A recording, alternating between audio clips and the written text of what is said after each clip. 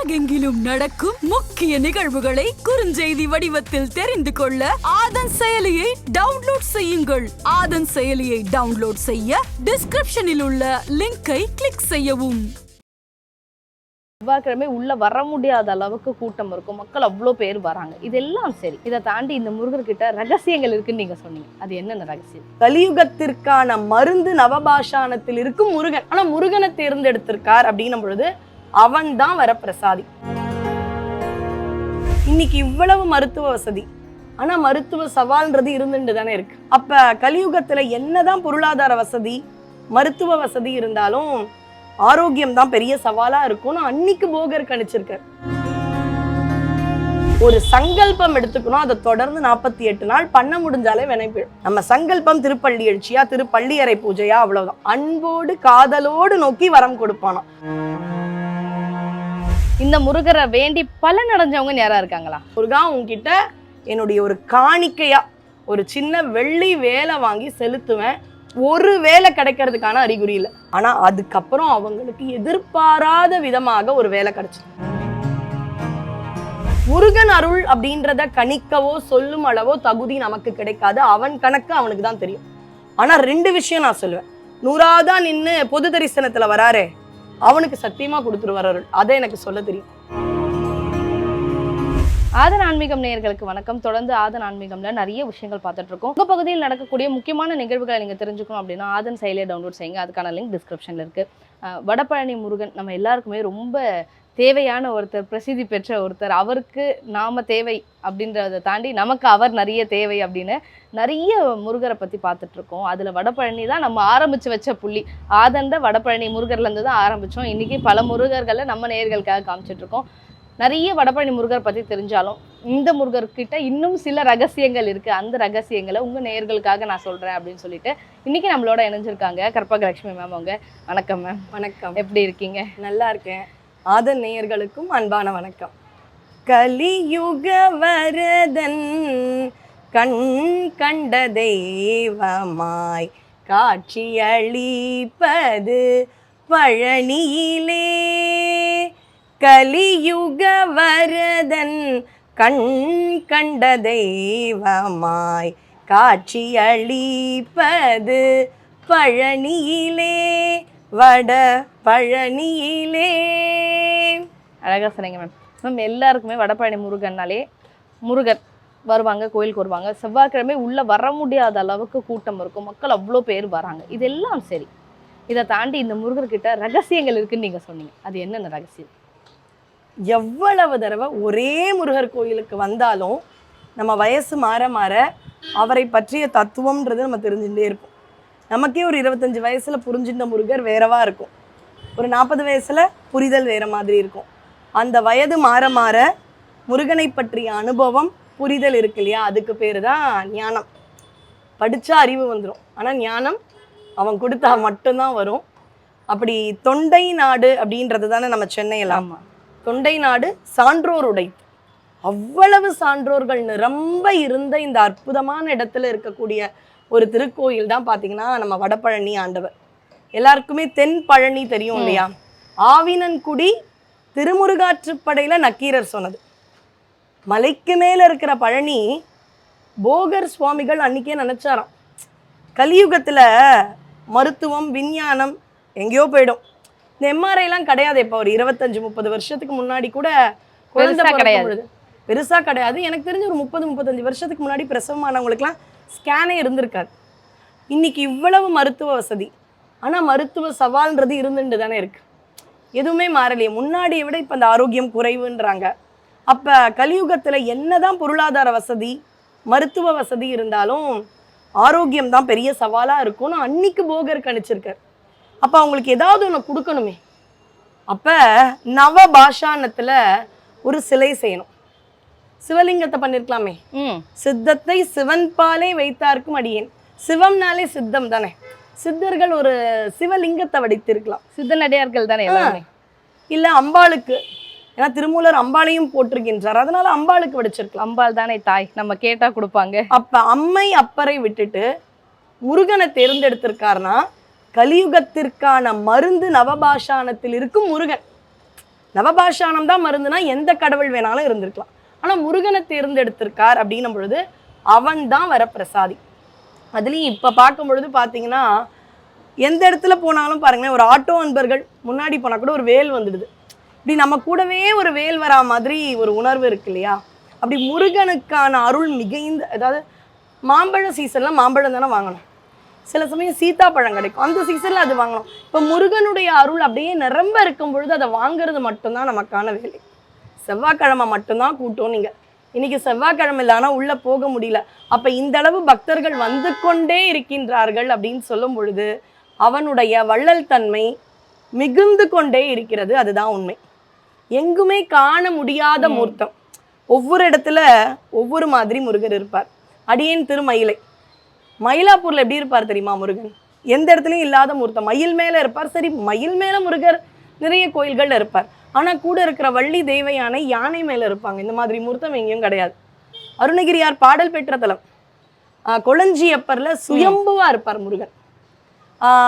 சில இடங்கள்ல அதே மாதிரி திருவையாறுல எல்லாம் பாத்தீங்கன்னா வில்லேந்திய முருகரை பார்க்கலாம். அவங்க மாமன் ராமன் மாதிரி வில்லேந்திய முருகர்.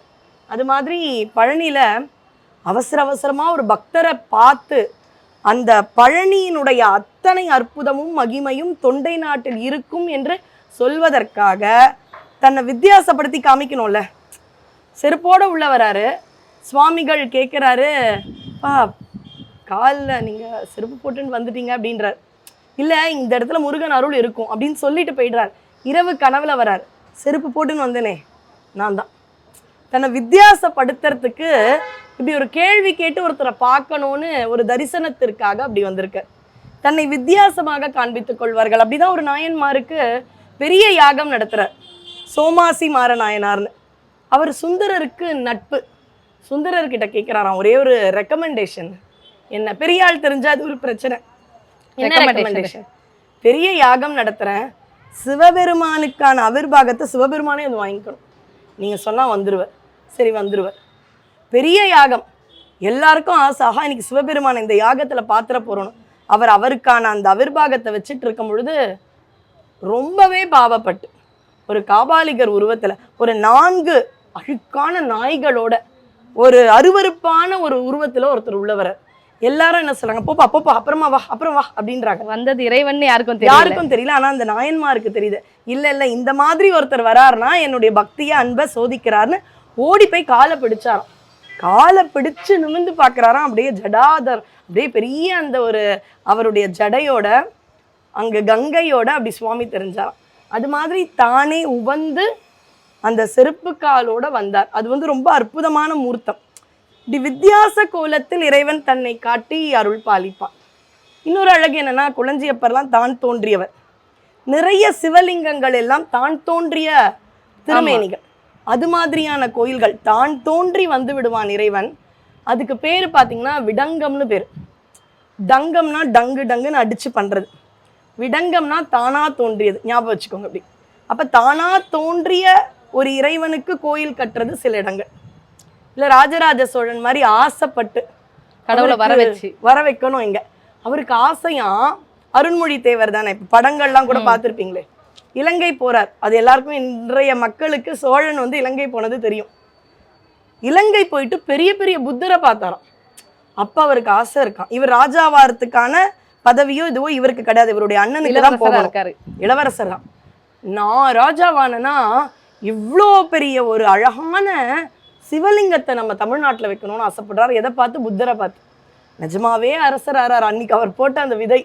அதனால்தான் பெரிய கோயில், பெரிய நந்தி, பெரிய லிங்கம்.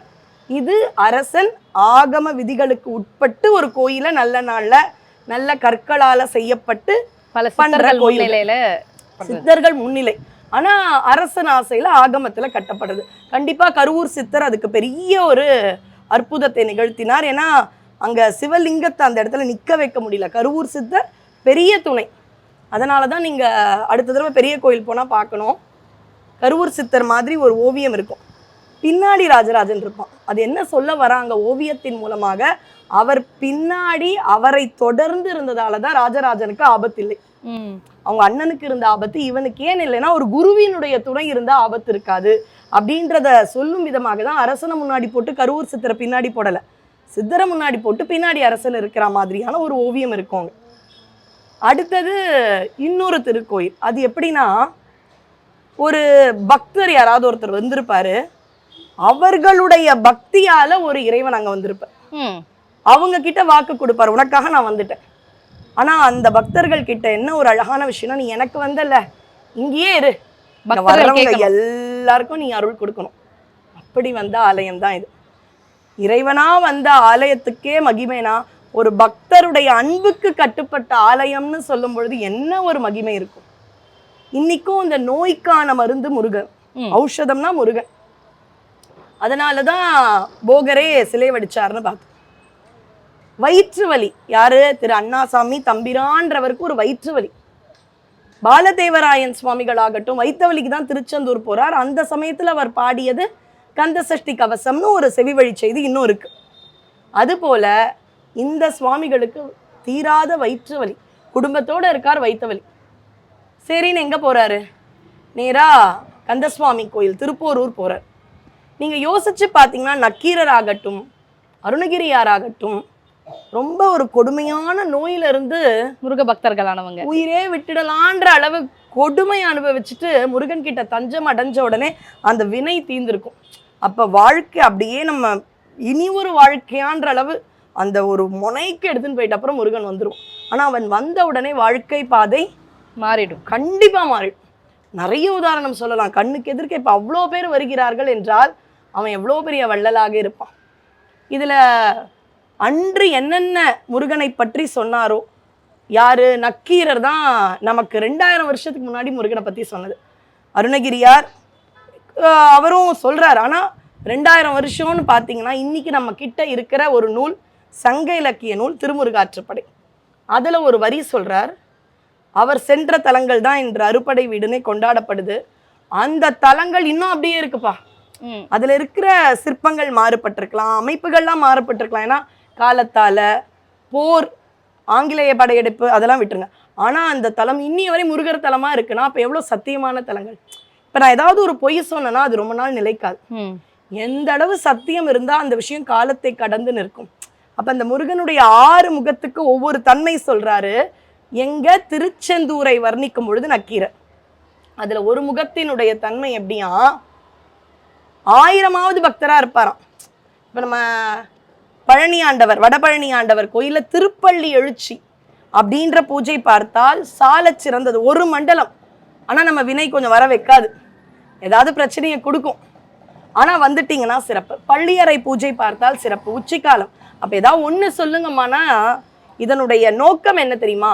ஒரு சங்கல்பம் எடுத்துக்கணும், அதை தொடர்ந்து 48 நாள் பண்ண முடிஞ்சாலே வினை போயிடும். நம்ம சங்கல்பம் திருப்பள்ளி எழுச்சியா, திருப்பள்ளியறை பூஜையா, அவ்வளவுதான். அது மாதிரி ஒரு சங்கல்பம் எடுக்கணும். 2000-3000 பக்தர்கள், நான் கம்மியா கூட சொல்லுவோம், 20,000 பக்தர்கள் வராங்க.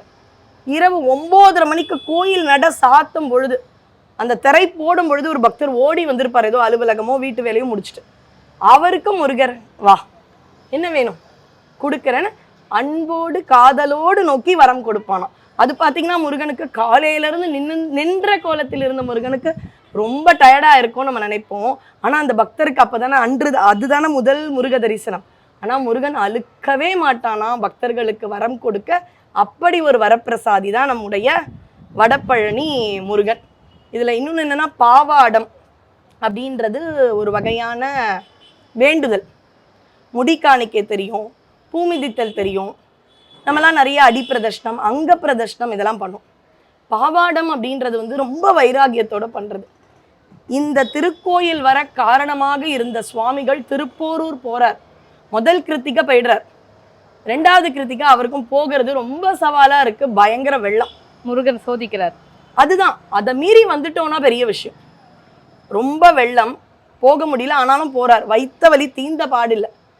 சுவாமியை பார்த்துட்டு அங்க சிதம்பர சுவாமிகளுடைய ஜீவசமாதி பார்த்தீங்கன்னா முருகன் கோயில் வந்து ஒரு 1 கிலோமீட்டர் தள்ளி இருக்கும். யாராவது திருப்போரூர் கந்த சுவாமியை பார்த்தீங்கன்னா பக்கத்திலேயே சிதம்பர சுவாமிகள் அவர்களுடைய அந்த ஒரு ஜீவசமாதியை பார்க்கணும். ஒரே சமயத்துல பலர் முன்னிலையில் ஜீவசமாதியாகவும் அவர் இறைவனடி சேர்ந்தார். அதே சமயத்துல திருப்போரூர் கோயில்ல இருக்கிறவங்க முன்னிலையிலும் அவருடைய அழகான திருவுருவம் வந்து முருகனோட ஐக்கியமாச்சு. ரெண்டும் சைமல்டேனியஸா நடந்த ஒரு அற்புதம். இந்த திருப்போரூர் அந்த சிதம்பர சுவாமிகள் கோயில் வாசல்ல போய் படுத்துட்டார். கனவுல என்ன சொல்றாங்க, யாருமே கொடுக்க முடியாத காணிக்கையை நீ கொடு, பழனிக்கு வா, தானே உன்னை முருகன் தேடி வருவான், முருகன் உன்கிட்ட இருக்கும் பொழுது நீ ஏன் இவ்வளோ தேடி வர. இப்படி பல செய்திகள், பல ஞானங்கள் அவருக்கு வருது. பழனி போறார், தணிகை போறார். தணிகை பார்த்தீங்கன்னா முத்துசுவாமி தீட்சிதருக்கெல்லாம் அருள் கிடைத்த இடம். தணிகை முருகனுடைய அருமையெல்லாம் சொல்லவே முடியாது. நம்ம திருச்செந்தூர் பழனியை கொண்டாடும் அளவு தணிகையும் கொண்டாட வேண்டிய ஒரு அழகான தலம். இப்படி தலங்கள்லாம் போகும் பொழுது தானாக ஒரு சாது சுவாமிகள் சொன்ன வண்ணம் அவருக்கு ஒரு சுவாமியினுடைய திருவுருவ படம் இருக்கு. நான் சொல்ற விஷயம் நிறைய பேருக்கு தெரிஞ்சிருக்கலாம். ஆனா இன்னைக்கு அவங்க கேட்கறதுக்கு ஏதாவது ஒரு காரணம் இருக்கு. ஏதோ ஒரு பிரச்சனையில இருந்திருப்பாங்க. எப்பவுமே தெரிஞ்ச விஷயம் நமக்கு எப்பவுமே ஞாபகம் வருமானா இருக்கால. ஆனா வேண்டும் பொழுது, தேவையான பொழுது அது காதுல விடும், அவ்வளவுதான். அப்படி அவருக்கே கிடைக்கிறது. யாருமே கொடுக்காத காணிக்கைன்னு முருகர் அருணகிரியார்கிட்ட என்ன சொல்றாரு, சும்மா இரு அப்படின்னா மனசும் சும்மா இருக்கணுமா, மனசும் ஆனந்தமா அமைதியா இருக்கணுமா. இவர் பார்த்தாரு, நாக்கையே கொடுத்துட்றேன், தீனால் சுட்டப்புண் உள்ளாரும் ஆறாதே நாவினால் சுட்டவடு அப்படின்னு நாக்கையே கட் பண்றார். அவர் சாவி கொத்துல ஒரு கத்தி இருக்கான், டக்குன்னு கட் பண்ணாராம், பலிபீடத்துல போட்டுட்டாராம். கோயில்ல பலிபீடம்னு ஒன்று இருக்கும். அது என்னன்னா பலி கொடுக்கணும். முன்பு தான் தவறா நினைச்சோம் உயிர் பலின்னு. இன்னைக்கும் வேற பலிகள் கொடுக்கணும். என்னன்னா அந்த பலிபீடத்துல நம்ம ஆணவத்தை பலி கொடுக்கணும், நம்ம கர்மத்தை பலி கொடுக்கணும், மாயையை பலி கொடுத்துட்டு இறைவனை போய் பார்க்கணும். மும்மலங்களை பலி கொடுக்கும் இடம்தான் பலிபீடம். அந்த பலிபீடத்துல எதை பலியா கொடுக்குறாரு, இந்த நாக்கை வச்சு எவ்வளோ பேரை என்னெல்லாம் பேசியிருப்பேன். இப்போ எனக்கு ஒரு ஆணவம் இருக்கலாம், அதை நான் எப்படி வெளிப்படுத்துவேன், ஓரளவு தான் தோரணையில பண்ணலாம். ஆனால் நிறைய பார்த்தீங்கன்னா அந்த நாக்குல பலரை சுட்டெரிக்கும் வார்த்தைகள் என்னை மீறி வரும். நான் யாரையுமே தப்பா பேசலப்பான்வேன், ஆனால் நான் பேசின தாக்கம் எவ்வளோ பேருக்கு எந்த அளவு தாக்கத்தை கொடுத்ததுன்னு எனக்கு தெரியாது. அதனால முதல்ல நாக்கை கட் பண்றாரு, பலிபீடத்துல முருகன் கிட்ட கொடுத்துடுறார். அவருக்கு கிடைத்த திருவுருவ படத்தை வைத்து குறி சொல்கின்றார். அவர் சொன்ன எல்லாம் நடக்குது, நாக்கு இல்லாம சொல்ற. அதுதான் அற்புதம். எல்லாமே நடக்கிறது இருந்தா அந்த இடத்துல தெய்வ அருள் நம்ம சொல்ல முடியாது இல்லையா. அப்படி சொல்றாரு, அவர் சொல்றது எல்லாமே நடக்குது. அப்ப முருகன் அருள் இருக்கும் பொழுது என் காலத்துக்கு பிறகும் நீ இங்கே இருக்கணும். இதெல்லாம் பக்தருக்கு கட்டுப்பட்ட இடம். நானா வந்தா கூட கொஞ்சம் லெத்தார்ஜியா இருப்பேன். பக்தருக்கு நான் வாக்கு கொடுத்த இடம். நான் ஒழுங்கான வாக்கு கொடுத்தாலே தெய்வ வாக்கு கொடுக்குறியான்னு கேட்குறோம். ஆனால் பக்தருக்கு முருகன் வாக்கு கொடுத்த இடம் பொய்க்காத தலம், பொய்யே இல்லாத தலம்னா அது நம்ம வடபழனி முருகன்.